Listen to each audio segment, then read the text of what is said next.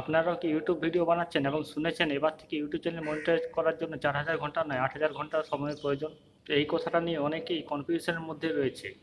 আজকের এই ভিডিওতে খুব সহজেই বুঝিয়ে দেবো 4000 ঘন্টা ওয়াচ টাইমটা আসলে কি, আর এই 8000 ঘন্টা ওয়াচ টাইমের কথাটা কোথা থেকে এসেছে, আর আপনার নিজের চ্যানেলের মধ্যে কোন অপশনটা দেখাচ্ছে 4000 ঘন্টা না 8000 ঘন্টা, সেটা কীভাবে চেক করবেন সেটাও এই ভিডিওর মধ্যে দেখিয়ে দেবো।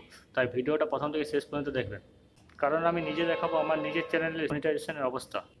প্রথমে তোমাদের আমার নিজের চ্যানেলের অবস্থা দেখায়। আমার 12 জন সাবস্ক্রাইবার আর 120 ঘন্টা ওয়াচ টাইম রয়েছে। এখন আমার অনেক পথ চলা বাকি মনিটাইজেশন পেতে হলে, কিন্তু আমি মনে করি নতুন ক্রিয়েটার হিসাবে কত দূরে আছি সেটা দেখলে হবে না, বরং ইউটিউবের মনিটাইজেশনের আসল নিয়ম অনুযায়ী সেই বুঝে কাজ করতে হবে।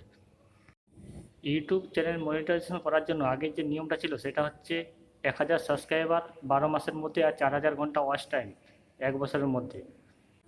এখানে একটা গুরুত্বপূর্ণ বিষয় আছে, আপনার চ্যানেলের সব ওয়াচ টাইম কিন্তু আপনার মনিটাইজেশনের ক্ষেত্রে যোগ হবে না।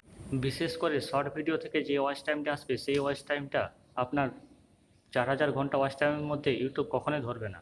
তাই আপনি যদি ইউটিউবের মধ্যে শুধুমাত্র লং ভিডিও আপলোড করে থাকেন তাহলে অবশ্যই আপনাকে আপনার ভিডিওর ওয়াচ টাইম বাড়ানোর দিকে নজর দিতে হবে। এখন আসে গুরুত্বপূর্ণ প্রশ্নের মধ্যে, অনেকে ইউটিউবের মধ্যে ভিডিও বানিয়ে বলছে ইউটিউব চ্যানেল মনিটাইজেশন করার জন্য 8000 ঘন্টা ওয়াচ টাইমের প্রয়োজন। এই কথাটা কতটা সত্য? এখানে অন্য কারো ভিডিও থেকে সিদ্ধান্ত না নিয়ে নিজের ইউটিউব চ্যানেলের স্টুডিওর মধ্যে আর্ট সেকশনে ক্লিক করা উচিত, কারণ ইউটিউবের চ্যানেলের মনিটাইজেশন এলিজিবিলিটি সময়ের সাথে পরিবর্তন হতে পারে এবং সব ফিচার এলিজিবিলিটি একই নয়। তাই আপনার ইউটিউব চ্যানেলের স্টুডিওর মধ্যে যে এলিজিবিলিটি দেখাচ্ছে সেটাই আসল।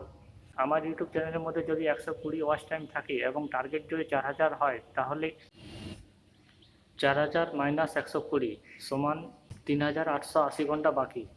আর সাবস্ক্রাইবার যদি 12 জন হয় তাহলে টার্গেট যদি 1000 হয়, তাহলে 1000 সাবস্ক্রাইবার টার্গেট ধরলে 1000 মাইনাস 12 988 জন সাবস্ক্রাইবার এখনও বাকি। শুনে অনেক মনে হচ্ছে, কিন্তু আমি এটাকে সমস্যা হিসাবে দেখি না, কারণ ইউটিউব চ্যানেল একদিনে বড় হয় না। নিয়মিত ভিডিও বানাতে হবে এবং দর্শককে নিজের ভিডিওর মধ্যে ধরে রাখতে হবে। আপনিও যদি নতুন ক্রিয়েটার হন তাহলে আপনারা 3টে জিনিসের উপর বিশেষ করে ফোকাস করুন। 1 নম্বর, আপনি আপনার ভিডিওর টপিক নির্বাচন করুন। মানুষ যে জিনিসটা নিয়ে জানতে চাইছে আপনি সেই জিনিসটার উপরে ভিডিও বানান। 2 নম্বর যে বিষয় সেটা হচ্ছে ভিডিওর প্রথম 30 সেকেন্ড খুব গুরুত্বপূর্ণ। ভিডিওর শুরুতে এমন কথা বলতে হবে যাতে দর্শক বুঝতে পারে যে এই ভিডিওটা দেখলে সে আপনার কাছ থেকে কী শিখতে পারবে বা কী বুঝতে পারবে। 3 নম্বর যে পয়েন্টটা সেটা হচ্ছে খুব একটা ইম্পর্টেন্ট পয়েন্ট, ভিডিওর মধ্যে অডিয়েন্স রিটেনশন বাড়াতে হবে। শুধু ভিডিও অনেক লম্বা করলে ভিডিওর ওয়াচ টাইম বাড়বে না। মানুষ যদি ভিডিও শুরু করে আপনার ভিডিওটা স্কিপ করে মাঝপথে চলে যায়, তাহলে আপনি যদি 10 মিনিটেরও বেশি ভিডিও বানান তাহলে আপনার কোনো লাভ হবে না। আমার এখন ইউটিউবের মধ্যে 12 জন সাবস্ক্রাইবার আর 120 ঘন্টা ওয়াচ টাইম। আমি জানি যে আমি এখনও মনিটাইজেশনের টার্গেট থেকে অনেকটা দূরে রয়েছি, কিন্তু আমি এখন থেকেই একটা একটা করে ভালো ভিডিও তৈরি করতে চাই। আজ ইউটিউব চ্যানেলের মধ্যে আমার 12টা সাবস্ক্রাইবার আছে, আস্তে আস্তে করে একদিন 100টা হবে, তারপর একদিন ঠিকই 1000টা সাবস্ক্রাইবার হবে। এইভাবে ওয়াচ টাইমও ধীরে ধীরে বাড়বে। তাই আমি নতুন ক্রিয়েটারদের জন্য একটাই কথা বলতে চাই, শুধু ইনকামের চিন্তা না করে কন্টেন্টের কোয়ালিটি এবং ক্যাপাসিটির দিকে লক্ষ্য দিন। তো বন্ধুরা, আজকের ভিডিও দেখে আমি মনে করি আপনাদের 4000 ঘন্টা আর 8000 ঘন্টার মধ্যে যে কনফিউশনটা ছিল সেটা কিছুটা হলেও কম হয়েছে।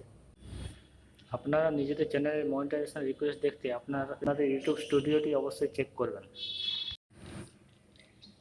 আর আমার ইউটিউব চ্যানেলের জার্নি দেখতে চাইলে অবশ্যই আমার চ্যানেলটি সাবস্ক্রাইব করে পাশে থাকবেন। আজ আমার চ্যানেলের 12টা সাবস্ক্রাইবার আর 120 ঘন্টা ওয়াচ টাইম। দেখা যাক এখান থেকে আমরা কত দূর যেতে পারি। ভিডিওটি ভালো লাগলে লাইক করবেন, আর আপনাদের চ্যানেলের মধ্যে এখন কত সাবস্ক্রাইবার আছে আর কত ওয়াচ টাইম রয়েছে সেটা কমেন্টের মধ্যে অবশ্যই জানাবেন। ধন্যবাদ সবাইকে, দেখা হবে পরের ভিডিওতে।